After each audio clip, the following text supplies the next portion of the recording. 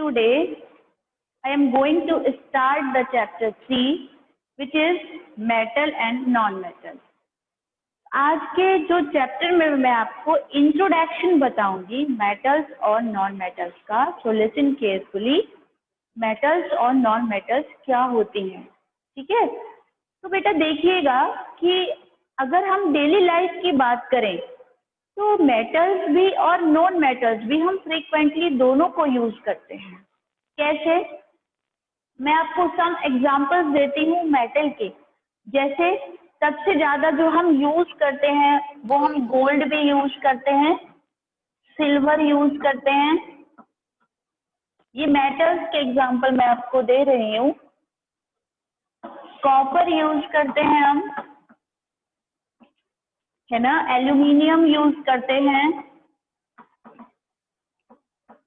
आजकल हम रोडियम भी यूज कर रहे हैं, प्लैटिनम यूज कर रहे हैं, ठीक है. All these are the metals, है ना. अगर हम देखें अपनी डेली लाइफ से हम कनेक्ट करके देखें तो हम गोल्ड यूज करते हैं. गोल्ड हमारा ऑरम है जिसको हम AU से रिप्रेजेंट करते हैं. तो हम बहुत अच्छे से यूज करते हैं गोल्ड का, है ना. अब गोल्ड जो है हमारी वो नॉन रिएक्टिव मेटल है, इसलिए हम इजीली इसको अच्छे से पहन लेते हैं. पूरी लाइफ पहनते हैं और रिएक्शन इसका बहुत कम होता है. देखिए ऑक्सीडेशन तो हर एक मेटल का होता है, खराब तो हो जाती है, चमक तो हो नहीं रहती है. शाइन तो मेटल्स की, शाइन मेटल्स की प्रॉपर्टी है कैरेक्टरिस्टिक, लेकिन समय के साथ साथ वो चमक घटती चली जाती है. घटती क्यों? क्योंकि उनका ऑक्सीडेशन होता रहता है. ऑक्सीडेशन का क्या मतलब है कि जो मॉइस्चर है एटमॉस्फेयर में प्रेजेंट उससे और ऑक्सीजन से रिएक्शन मेटल थोड़ी करती रहती हैं और जिसके थ्रू उनकी शाइन थोड़ी सी रिड्यूस होती चली जाती है. अब आप देखें सिल्वर है. सिल्वर का हम यूज करते हैं कि हम ज्वेलरी में यूज करते हैं. सिल्वर की बहुत सारी ज्वेलरीज पहनते हैं और साथ में जो सिल्वर का यूज है वो सिल्वर मिरर्स बनाने में भी बहुत ज्यादा होता है. अब आपको लग रहा होगा कि हम सिल्वर का यूज सिल्वर मिरर बनाने में कैसे करते हैं, क्योंकि जो सिल्वर होती है मेटल उसकी एक प्रॉपर्टी होती है कि वो लाइट को रिफ्लेक्ट करती है. तो रिफ्लेक्ट आपने चैप्टर जरूर फिजिक्स में पढ़ रहे होंगे, रिफ्लेक्शन और रिफ्रैक्शन. तो जो सिल्वर होती है वो लाइट को रिफ्लेक्ट करती है, तो जिसकी वजह से सिल्वर मिरर्स बनाने में इसका बहुत यूज किया जाता है. कॉपर है, एल्यूमिनियम है, इनसे बहुत सारे इलेक्ट्रॉनिक गैजेट भी बनाए जाते हैं. तो जो गैजेट्स बनते हैं हमारे वायरिंग के उसमें यूज किए जाते हैं. और हमारी बहुत सारी मेटल्स हैं. जैसे मैं कॉपर और एल्यूमिनियम की बात करूं तो एल्यूमिनियम और कॉपर जो होते हैं वो हमारे हाउस की वायरिंग में बहुत यूज होते हैं. तो एल्यूमिनियम है, फॉइल पेपर के फॉर्म में हम उसको बहुत यूज करते हैं. तो अभी मैं आपको मेटल्स का इंट्रोडक्शन दे रही हूँ अपनी डेली लाइफ से कि हम मेटल्स को अपनी डेली लाइफ में किस तरीके से यूज करते हैं. रोडियम है, प्लैटिनम है, ये गोल्ड के साथ आजकल हमारी ज्वेलरी बनाने में यूज किए जाते हैं. तो इस तरीके से हमारी मेटल्स को हम डेली लाइफ में बहुत यूज करते हैं और हमें पता भी नहीं है कि ये मेटल्स हैं, है ना. लेकिन हमारा डेली लाइफ में ये एसेंशियल पार्ट है. दूसरा, अब हम कुछ नॉन मेटल्स देखते हैं बच्चों. नॉन मेटल्स जैसे कि हमारी ऑक्सीजन है. ऑक्सीजन हमारी नॉन मेटल है, पर हमें पता है कि लाइफ हो प्लांट की हो या एनिमल्स की हो, दोनों को, प्लांट और एनिमल्स को अपने लाइफ को सरवाइव करने के लिए ऑक्सीजन की बहुत नीड होती है. ऑक्सीजन उनको चाहिए, है ना. तो दूसरा नॉन मेटल हम देख सकते हैं बेटा क्लोरीन. जो क्लोरीन होता है वो वाटर प्यूरिफिकेशन में यूज होती है ना. वाटर को प्यूरिफाई करना हो, बड़े बड़े टैंक्स के अंदर क्लोरीन को डाला जाता है टैबलेट्स फॉर्म में, तो वो हमारे वाटर प्यूरिफायर की तरह वर्क करते हैं. और हम क्या ले सकते हैं? सल्फर ले सकते हैं. सल्फर एक नॉन मेटल है और डेली लाइफ में हम उसका बहुत यूज करते हैं सल्फर का. सल्फर जो होता है वो कहाँ यूज होता है? बहुत सारे कंपाउंड सल्फर से बनाए जाते हैं बेटा. जैसे कि हम बात करें सल्फर की, नाइट्रोजन एक नॉन मेटल है और नाइट्रोजन नॉन मेटल का यूज हम बहुत सारा ऐसे सिंपल फॉर्म में नाइट्रोजन फिक्सेशन में नाइट्रोजन कंपाउंड्स का बहुत यूज होता है। तो इस तरीके से हम देख रहे हैं कि मेटल हो या नॉन मेटल हो, हमारी लाइफ के लिए बहुत इसेंशियल पार्ट है वो। अब हम मेटल्स को पहचानेंगे कैसे कि ये मेटल है और ये नॉन मेटल है। जो मेटल्स होती हैं ज्यादातर, all metals are the solid at room temperature. तो मेटल्स जो होती हैं वो क्या होती है, metals are solid, physical state इनकी कैसे होती है, solid at room temperature. Room temperature का मतलब बेटा हम यहाँ पर 25 to 30 डिग्री सेंटीग्रेड तक ले सकते हैं। तो 25 to 30 डिग्री सेंटीग्रेड तक ऑल मेटल्स जो होती हैं वो रूम टेम्परेचर पर सॉलिड होती हैं। लेकिन इस चैप्टर में एक्सेप्शंस बहुत मेन है, और मेटल एक ऐसी है, कौन सी, मरकरी। कौन सी मेटल एक्सेप्शन में, कौन सी मेटल आती है, मरकरी। मरकरी जो होती है जिसको हम Hg से रिप्रेजेंट करते हैं, वो रूम टेम्परेचर पर लिक्विड होती है। कैसी होती है, लिक्विड। तो ये हम मेटल्स को ऐसे पहचानते हैं कि ऑल मेटल्स आर लिक्विड, वो solid at room temperature only except the mercury which is liquid at room temperature. हमने पहचाना, जो गोल्ड है, सिल्वर है, कॉपर है, एल्यूमिनियम है, आप कोई सी भी मेटल को उठा लीजिए, केवल मरकरी को छोड़कर सभी मेटल्स जो होती हैं वो सॉलिड में होती है। आप गोल्ड लीजिए, गोल्ड आपको सॉलिड ही मिलता है ना। आप सिल्वर ले लीजिए, चांदी की जितनी भी आपकी ज्वेलरी बनी हुई है सारी सॉलिड ही तो है।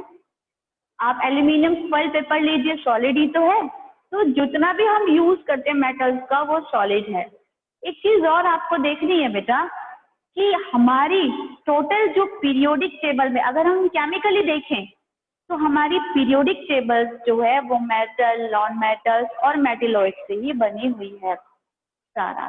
तो हम तो इंट्रोडक्शन डेली लाइफ से छोड़कर अब अपनी केमिस्ट्री की तरफ आते हैं, और अपनी पीरियोडिक टेबल को अगर उठा के देखें जो आपके चैप्टर नंबर 5 में आगे भी पूरे डिस्कशन के साथ है, वो आपको जरूर देखना है।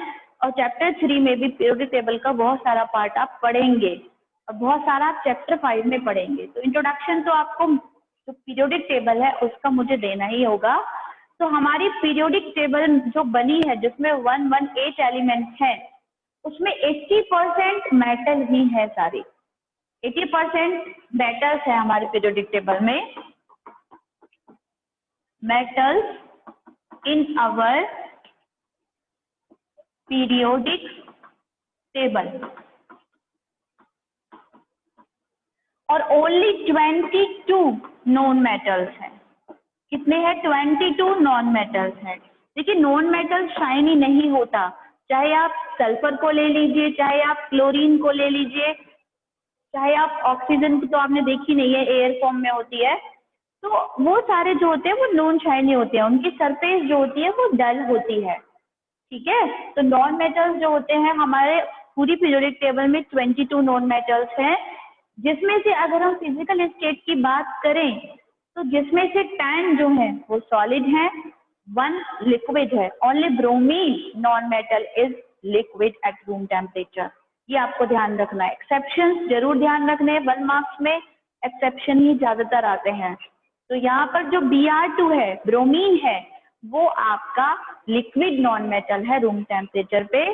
बाकी जो 22 नॉन मेटल्स हैं उनमें से 10 नॉन मेटल सॉलिड होते हैं, 1 लिक्विड होता है और 11 गैस फॉर्म में होते हैं।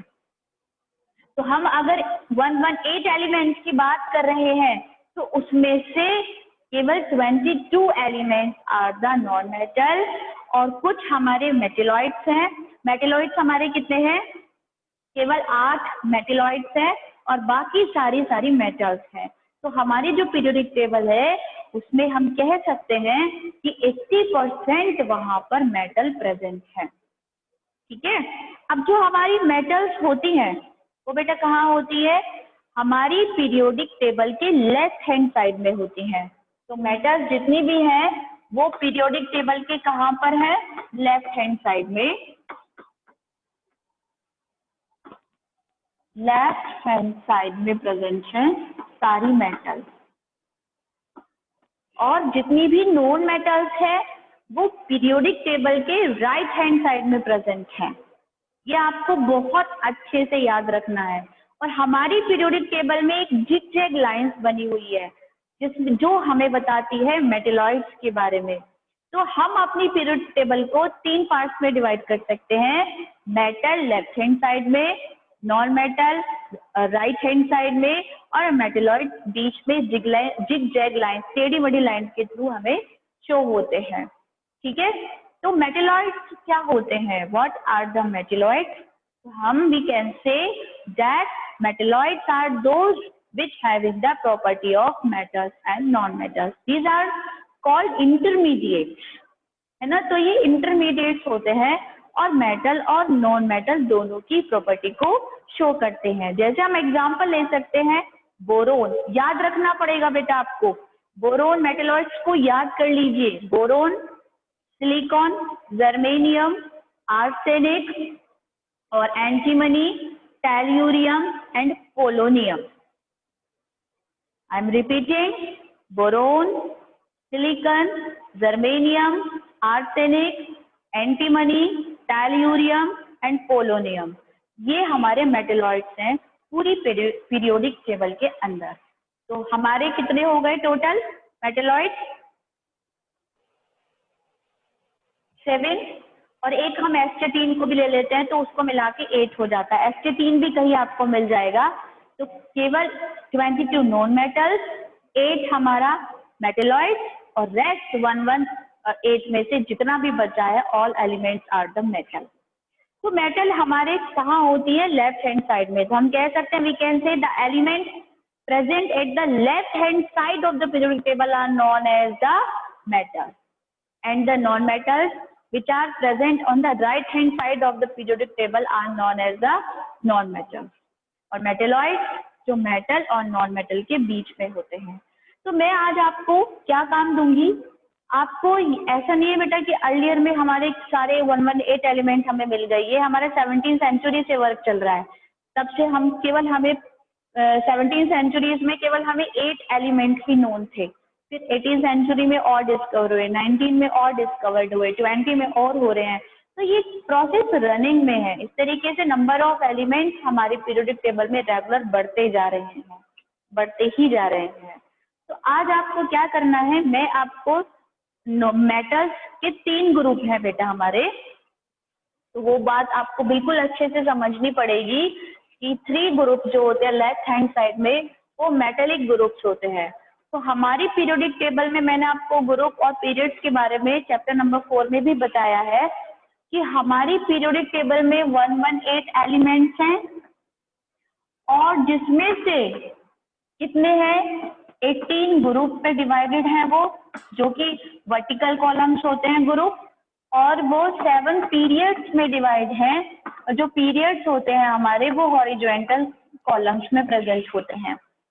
तो आज आपको क्या करना है, ग्रुप्स के बारे में थोड़ा सा मैं बताती हूँ और मेटल्स जो होती हैं वो 1 जो ग्रुप है वो इस तरीके से है बेटा, ग्रुप नंबर 1 2 13, यानी कि जो ग्रुप नंबर 3 है उसमें नाउअडेज +10 ऐड करके बोला जाता है।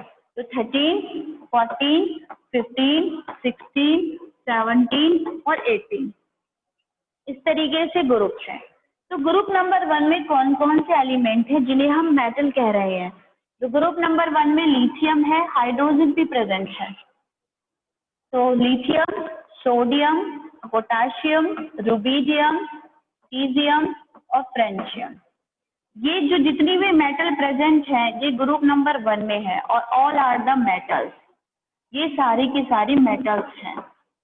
मेटेलिक कैरेक्टर किसी भी ग्रुप में गो टू डाउन इंक्रीज होता है, हमेशा याद रखिए, यानी कि मेटेलिक कैरेक्टर किसी भी ग्रुप में नीचे जाने पर हमेशा बढ़ता है। ठीक है, तो बहुत सारी नॉन मेटल्स भी ऊपर ग्रुप में है और नीचे मेटेलिक कैरेक्टर है, तो वहां पर ग्रुप में क्या होता है, नीचे जाएंगे तो मेटेलिक कैरेक्टर बढ़ता चला जाता है, जबकि metallic character left to right जाने पर हमेशा डिक्रीज होता है। ये चीजें आप याद रखेंगे। इसको याद करने का तरीका भी है HLI, Na, K, rubidium, caesium, francium, यानी कि हलीना की रब से फ्रेंडशिप। ऐसे करके आप ग्रुप नंबर 1 में प्रेजेंट ऑल मेटल्स को लर्न कर सकते हैं। यदि आप इसको यही लर्न कर लेंगे तो आपको चैप्टर नंबर 5 में बहुत इजी हो जाएगा पीरियोडिक टेबल को लर्न करना। तो हम क्लासिफिकेशन भी देख रहे हैं हल्का सा यहाँ पर, और मेटेलिक भी देख रहे हैं नेचर। तो यहाँ पर ग्रुप नंबर 1 में हमारी ऑल आर द मेटल्स है जो एक एक इलेक्ट्रॉन डोनेट करती हैं और इसलिए उनकी वैलेंसी +1 होती है। ग्रुप नंबर 2 में बेरिलियम, मैग्नीशियम, कैल्शियम और स्ट्रोंशियम, बेरियम और रेडियम, ये सारी मेटल्स प्रेजेंट होती हैं। इसको भी आप याद कर सकते हैं ऐसे, बेटा मांगे कार स्कूटर बाप रे। तो ऐसे करके भी याद कर सकते हैं आप, या जैसे आपको याद हो उस तरीके से आप इनको याद कर सकते हैं। ग्रुप नंबर 2 में भी सारी मेटल्स ही प्रेजेंट हैं और जो इनकी वैलेंसी होती है वो +2 होती है, क्योंकि इन सभी मेटल जो होती है वो अपने आउटर मोस्ट इलेक्ट्रॉन से 2-2 इलेक्ट्रॉन डोनेट कर देती हैं। हम केमिकली कैसे पहचान सकते हैं कि मेटल है? मेटल के ऊपर प्लस साइन लगा होता है। जैसे हम कह सकते हैं कि मैग्नीशियम एक मेटल है। क्यों है? क्योंकि मैग्नीशियम अपने 2 इलेक्ट्रॉन को लूज करके प्लस के 2 चार्ज शो करता है। क्योंकि मैग्नीशियम जो होता है उसकी वैलेंसी होती है 12 एटॉमिक नंबर, जिसको हम डिवाइड कर देते हैं 282 में according to Niels Bohr model. तो ये क्या करता है, इसके पास 3 शेल है बेटा, के, एल और एम। एम शेल को कंप्लीट करने के लिए या तो इसको 6 इलेक्ट्रॉन चाहिए या अपने 2 ये डोनेट कर दे। तो ये 6 लेना इसको डिफिकल्ट होता है, इसलिए 2 इलेक्ट्रॉन अपने लूज कर देता है, जिसकी वजह से ये मेटालिक नेचर शो करता है। इसलिए हम इसको मेटल्स कह रहे हैं। ग्रुप नंबर 2 में all are the metals present हैं। याद रखिएगा इन सभी की वैलेंसी +2 होती है। ग्रुप में वैलेंसी सबकी सिमिलर होती है, हर एलिमेंट की वैलेंसी सिमिलर होगी, हर कोई +2 साइन शो करेगा। ठीक है, तो इस तरीके से आप यहाँ पर इसे कंप्लीट करेंगे बेटा और इनको लर्न करेंगे। ग्रुप नंबर 1 में कितनी मेटल्स प्रेजेंट है आप लर्न करेंगे, मैं आपसे सुनूंगी इन्हें कल। ठीक है।